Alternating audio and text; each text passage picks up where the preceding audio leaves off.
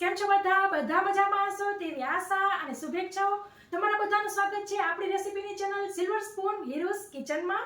તો ચાલો આપણે આજે જોઈશું એક નવી વાનગી અને તમને બતાવું એકદમ આમ કૂણા લવરક જેવા રૂ જેવા પોચા સરસ આપણા ઢેબરા બને છે. તમે જોઈ શકો છો. આ નહીં તમે કોઈ પણ લ્યો તો બધા એવા સરસ જ રૂ જેવા પોચા ઢેબરા બને છે. તો આજે આપણે બનાવીશું મેથી બાજરીના વણીને ઢેબરા એકદમ મસ્ત પાતળા પાતળા તમને બતાવું. અને આપણે આ રેસીપીમાં ઘણી બધી ટિપ્સ ટ્રીક સાથે બનાવવાના છીએ. તો તમારા ઢેબરા પણ મસ્ત આવા પોચા રૂ જેવા બનશે. અને ઘણા બધા મિત્રો શિકાયત કરતા હોય છે કે અમારા ઢેબરા કડક બની જાય છે થોડીક વાર પછી. તો ખાસ આ રેસીપી જોઈ લે, કેમ કે આપણે આની અંદર પરફેક્ટ માપ સાથે રેસીપી આપવાના છીએ. અને મિત્રો આ ઢેબરા તમે ઠંડુ ખાવાના વ્રતમાં, જેમ કે આપણે સાતમમાં પાંચમમાં ઘણા લોકો ઠંડુ ખાતા હોય છે, તો ત્યારે ખાઈ શકે છે. અથવા તો તમે લંચ બોક્સમાં પેક કરીને બાળકોને કે મોટાઓને આપી શકો છો, અથવા તો મુસાફરીમાં લઈ જઈ શકો છો. અને ડિનરમાં તો ખરું જ. તમે ક્યારેક એમ થાય કે શાક રોટલી નથી બનાવવા, તો તમે આવી રીતના ફટાફટ ઢેબરા બનાવી શકો છો. સાદું મસ્ત ઠંડુ ઠંડુ દહીં હોય, મસાલો તમે નાખીને એન્જોય કરી શકો છો. તો ચાલો ફ્રેન્ડ્સ, મોડું કર્યા વગર જોઈ લઈએ પરફેક્ટ માપ સાથે આપણી રેસીપી. સૌપ્રથમ આપણે લીલો મસાલો કરીશું. તો તેના માટે 15 કળી લસણની લીધેલી છે, મોટી એવી છે. 1.5 ઇંચ આદુનો ટુકડો લીધેલો છે અને 5 લીલા મરચાં લીધેલા છે. આ એક તીખું લવિંગિયું મરચું છે. બીજા નોર્મલ જે મરચાં આવે તે મરચાં છે, જે ઓછી તીખાસવાળા હોય છે. તમે મરચાંની ક્વોન્ટિટી તમારા સ્વાદ પ્રમાણે વધઘટ કરી શકો છો. મિક્સર જારમાં લઈ લઈએ, પીસી લેશું. તો આવી રીતે અધકચરું વાટીને આપણે તેની અંદર પાણી ઉમેરીશું. તો 1 ટેબલ સ્પૂન પાણી ઉમેરી રહી છું. પાછું પીસી લેવું. સરસ પીસાઈ ગયું છે, તમે જોઈ શકો છો. આને આપણે હવે સાઈડ ઉપર રાખીશું. પછી આપણે ભરીને આવી રીતે બાજરીનો લોટ લેશું, 1 કપ. અને આ આપણો બીજો કપ. 2 કપ બાજરીનો લોટ લીધેલો છે. અને આવી રીતે ઘઉંનો લોટ જે આપણે રોટલીનો હોય તે લઈશું, 1 કપ. તો રેશિયો બરાબર આવી રીતના તમારે યાદ રાખવાનું રહેશે કે 2 કપ બાજરીનો લોટ અને 1 કપ ઘઉંનો લોટ. ઘઉંનો લોટ છે તેની ઉપર તેલ લઈશું. તો આપણે 2 ટેબલ સ્પૂન તેલ લેવાનું છે અને તેને આપણે આવી રીતના મોઈ લેશું. ખાલી આપણે ઘઉંના લોટને જ પહેલાં આવી રીતના કરવાનું છે. અને સરસ બધું ઘઉંનો લોટ મોવાઈ જાય એટલે આપણે બધું મિક્સ કરી લેશું.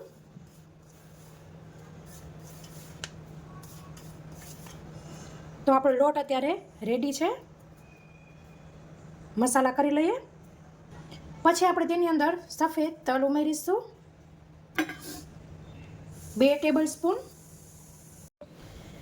પછી આપણે આવી રીતના અડધી ટેબલ સ્પૂન અજમો ઉમેરીશું, 1 ટીસ્પૂન હળદર, 1 ટેબલ સ્પૂન ધાણા જીરું. આની અંદર આપણે લાલ મરચું નથી ઉમેરતા. તમારે જો ઉમેરવું હોય તો તમે ઉમેરી શકો છો. આપણે તીખાશ લીલા મરચાંથી જ લેશું. સ્વાદ મુજબ મીઠું ઉમેરીશું.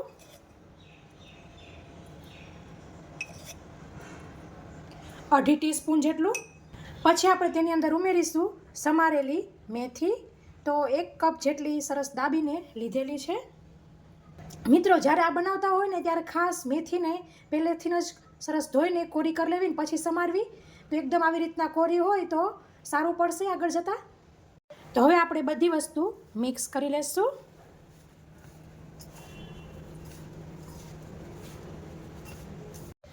પછી આપણે એક બાઉલ લેશું અને તેની અંદર જે આપણે બનાવેલી પેસ્ટ હતી તે ઉમેરી દઈશું.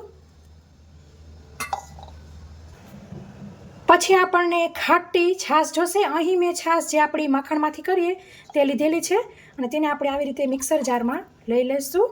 પહેલાં આપણે 1/4 જ લેવાનું છે. આમ કરવાથી આપણી મિક્સરમાં બધી ચોટેલી પેસ્ટ આવી જશે અને સાફ કરવામાં પણ સરળતા રહેશે. ઉમેરી દઈશું. પછી મેં આવી રીતના દેશી ગોળ લીધેલો છે. તો આવી રીતના જમવાની ચમચીથી લઈ રહી છું. અત્યારે 3 ચમચી લઈ રહી છું. પછી તમારે કેવા ગળ્યા કે ખાટા જોઈએ છે, તીખા જોઈએ છે, તેના પર આધાર રાખે. અને હવે આપણે બધું મિક્સ કરી લઈશું. હવે આપણને જે છાશની જરૂર પડશે તે આપણે એમને પ્લેન જ લેશું, જેથી આપણે આ મસાલાવાળી ને ગોળવાળી છાશ વધે નહીં. નહીંતર વધારે છાશમાં તમે બધું કરી લેશો અને લોટ ઓછી છાશમાં બંધાઈ જાય તો પછી પડ્યું રહેશે અને ફ્લેવર્સ બધી રહી જશે બાકી. એટલે ખાસ આ વાતનું ધ્યાન રાખવું. અને જો તમે મેથી ધોઈને લીધી હોય તો આટલું માંડ વપરાશે, નહીં તો થોડુંક વધશે.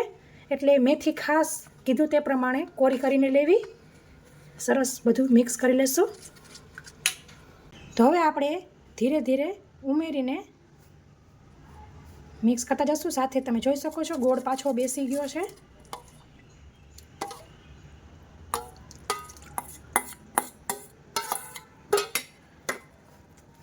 મિક્સ કરી લઈશું. પાછી બીજી 1/4 લીધી છે અને તેને આપણે તે બાઉલમાં લઈ લઈશું અને હવે ધીમે ધીમે ઉમેરવાની છે,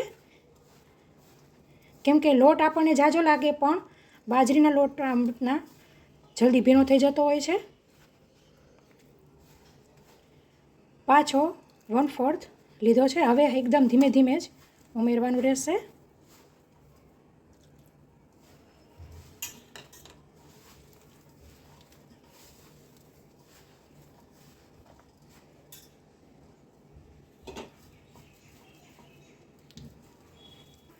તો આપણને અત્યાર સુધીમાં 3 આવી રીતના 1/4 કપ જોયા છે.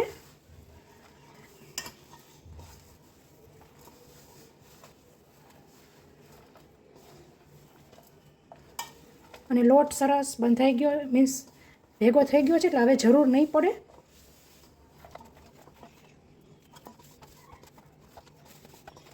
તો આવી રીતના લોટ બંધાઈ જાય ને એટલે કન્ટિન્યુ આવી રીતના 1 મિનિટ માટે મસળવાનું રહેશે.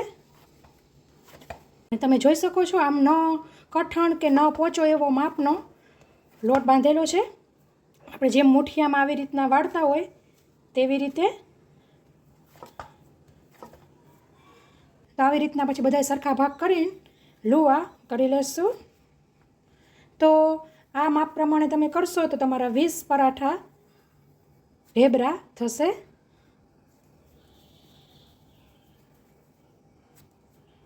સાઈઝ તમે જોઈ શકો છો, નાના નાના લુવા કરેલા છે. પછી મેં આવી રીતે સૂકો બાજરીનો લોટ લીધો છે, તમે ઘઉંનો પણ લઈ શકો છો. તો લુવો લઈને આપણે એકદમ હળવા હાથે વણવાનું છે. થોડી થોડી કિનારી ફાટશે.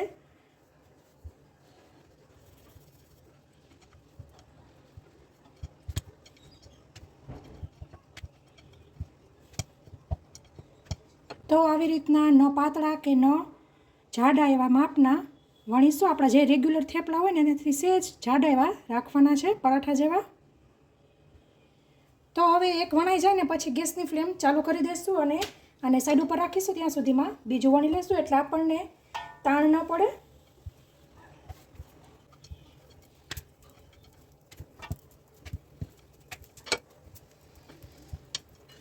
તો સીધી ધોયેલી જ તવી હોય તો સૌ પ્રથમ આવી રીતના થોડુંક તેલ લેશું. તો આવી રીતે સરસ તેલવાળી થઈ જાય એટલે આપણે આપણું ઢેબરું ઉમેરી દઈશું. ગેસની ફ્લેમ મીડિયમ રાખેલી છે. થોડીક વાર પછી આપણે ફેરવીશું અને ઉપર આપણે થોડુંક તેલ લેવાનું.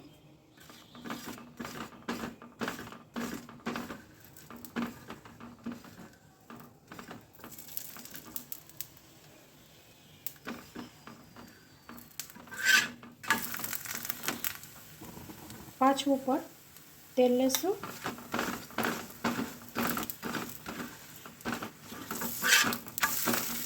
તમે જોઈ શકો છો સરસ ગોલ્ડન ડિઝાઇન આવી છે. તો તમે જોઈ શકો છો સરસ ગોલ્ડન ડિઝાઇન આવી છે. કાઢી લેશું. તો આમ આપણે બધાય આવી રીતે વણતા જશું અને શેકતા જશું. તો ફ્રેન્ડ્સ આપણે આ માપ પ્રમાણે કરીશું તો તમારા 20 ઢેબરા બનશે આવડી સાઈઝના. અને તમને બતાવું એકદમ આમ કૂણા લવરક જેવા રૂ જેવા પોચા સરસ આપણા ઢેબરા બને છે. તમે જોઈ શકો છો. તો હવે આપણે ઢેબરાને સર્વ કરી લઈએ. તો ફ્રેન્ડ્સ મસ્ત રૂ જેવા ઢેબરાને આપણે આવી રીતના પ્લેન દહીં જોડે અને આવી રીતના છૂંદો હોય, કટકી હોય કે કેરીનું બટાક્યું હોય, અથાણું હોય તેના ભેગું તમે સર્વ કરી શકો છો. તો ફ્રેન્ડ્સ, આશા રાખું છું કે તમને મારી આ સરસ રેસીપી જરૂરથી પસંદ આવી હશે. પસંદ આવી હોય તો લાઇક કરજો, તમારા ફ્રેન્ડ ઓર ફેમિલી સર્કલમાં શેર કરજો, જેથી તે લોકો પણ આવી રીતે સરસ ટિપ્સ ટ્રિક્સ સાથે પરફેક્ટ માપ સાથે બનાવી શકે. તો ફ્રેન્ડ્સ, આ રેસીપીમાં આટલું જ. ફરી મળીશું એક નવી રેસીપી સાથે. ત્યાં સુધી આવજો. Thank you. બાય. જય શ્રી કૃષ્ણ.